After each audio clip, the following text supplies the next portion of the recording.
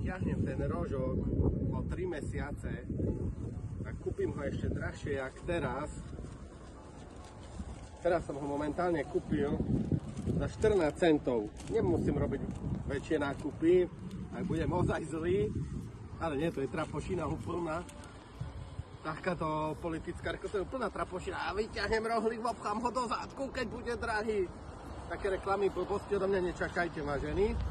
Takisto odsudzujem aj videá, ktoré sa chodia teraz točiť, alebo pred voľbami, či súčasná opozícia, či súčasná vláda chodia točiť do Maďarska videá, do Poľska, do Čiech, porovnávajú nákupy a tak ďalej. To sú trapošiny, vážení. Sú také, to je zavádzanie voličov, však ukážte aj iné ceny v zahraničí, za energie, zubárov, doktorov a teď poistky, dáne, prečo to neukážete? Ukazovať ceny potravín? Toto je reklama. Kúpil som teraz rohlík za 14 centov.